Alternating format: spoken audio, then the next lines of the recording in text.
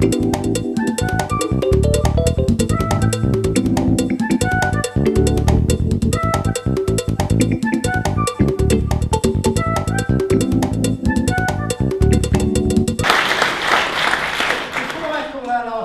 hope everyone will have had one of these. There's one bit in particular down this corner here I want to draw your attention to, and that's about what you can do. So a few things. Firstly, we want Catherine Kine, the interim managing director, who it would be inappropriate of me to say anything badly about her from this platform, but you might think some of this should be on £800 a day, paid by you from your rents. So perhaps they aren't always neutral in doing the bidding of the people who appoint them on £800 a day, but of course that is just speculation.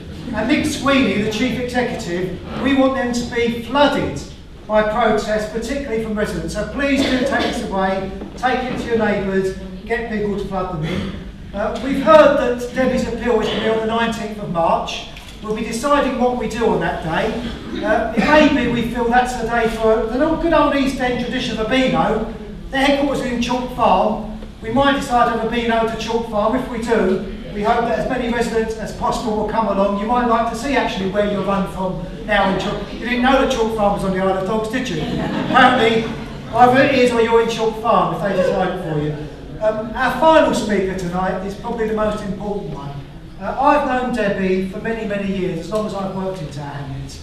I know that anyone who knows Debbie is shocked and amazed at what has happened to her. I know Debbie herself has been through hell the last couple of weeks, that the shock she has suffered, the indignation has been really acute. So I want to all ask you please to give a especially big welcome to Debbie Cordrey.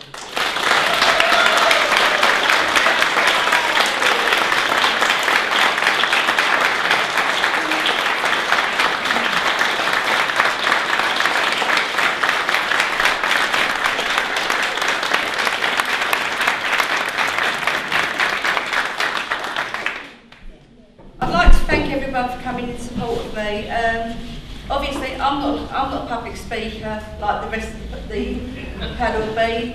I'd just like to say that I've stuck up for the residents, I've stuck up for the staff. Island Homes wanted me out of the way because I was putting a review through which centralised services away from the island, and they knew I would outspeak. I've been to meetings with people at One Housing Group when they've said we're going to change the way things work, and I've said to them, you have to consult the residents, and they said no, we'll consult with the couple and we'll tell the rest what we're doing.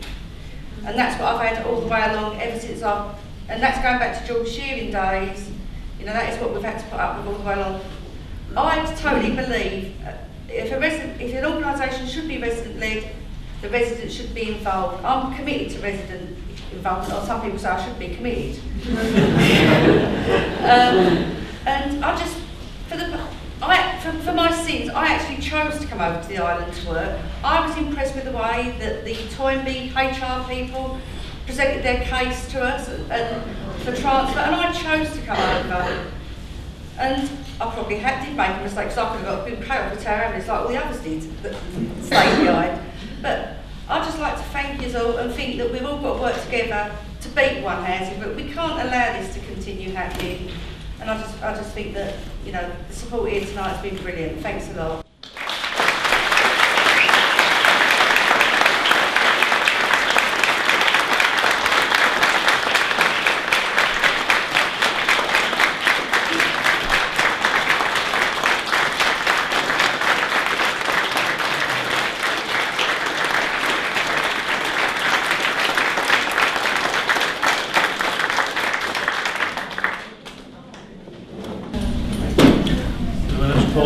Speaking on behalf of the National Union of Teachers for Tower Hamlets to bring our solidarity to Unison and Debbie in her fight to be reinstated, and a pledge that anything we can do as a trade union to support that fight will certainly do. If there are protest demonstrations, we'll publicise it and encourage our members to get involved in that as well.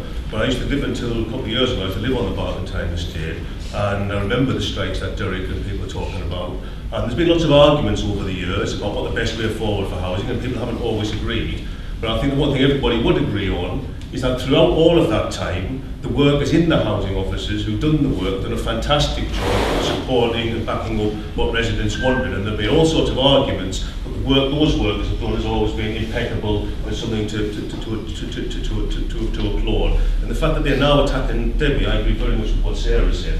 It's stripping away any notion of accountability. Whatever you think of what's happened in the past, the promises that were made about some level of democratic accountability, Debbie's sacking is a scapegoat to bury and destroy that idea. And therefore, it's important that everybody, from wherever they come from, whichever background, rallies behind Debbie. But it's important what lots of other people say. It's not just about Debbie. It's about establishing a principle of two things. When they make promises, we hold them to those promises. They have to keep them. We're not having people lie to us. And secondly, we do insist on proper accountability of people who are in charge of what, at the end of the day, public assets, and we have to insist on accountability. However they're managed and structured, there has to be accountability and democracy involved at some point in that.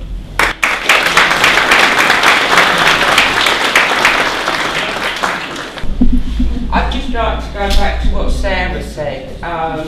Yeah, Debbie has been sacked, and yes, there will be an appeal, and yes, it will go to IT. But that doesn't mean she'll get her job back. What it actually means is all you residents will pay for her compensation. So you need to be aware of that as well. All right. And that's why we want to reinstate it.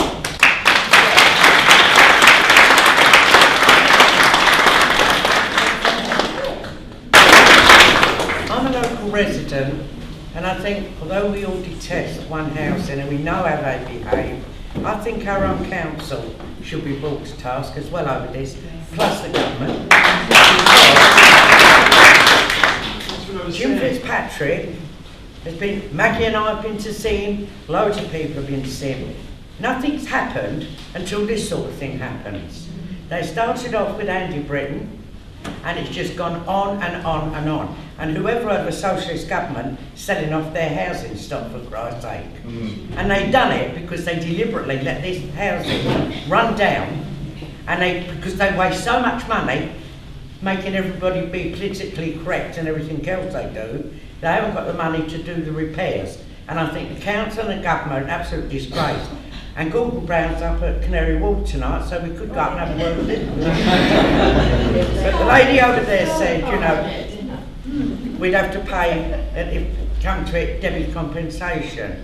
Well, if we're paying £800 for a consultant that's better in her nest, I'm sure no one will object to paying £800 a day for Debbie.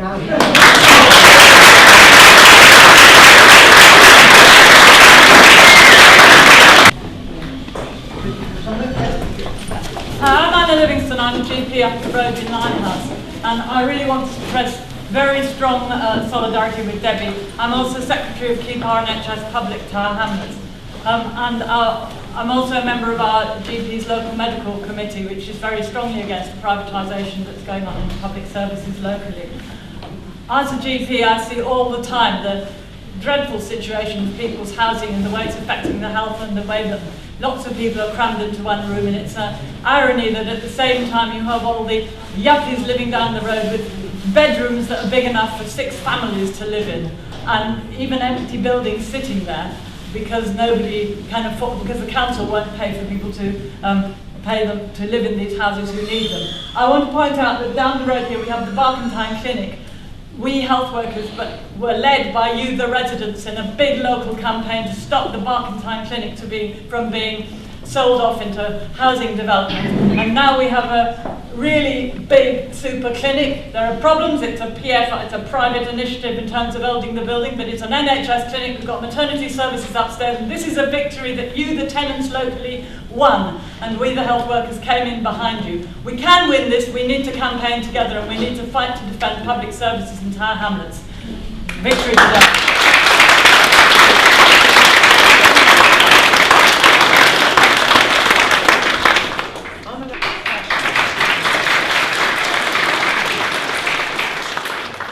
The children suffering, and she worked hard for this association.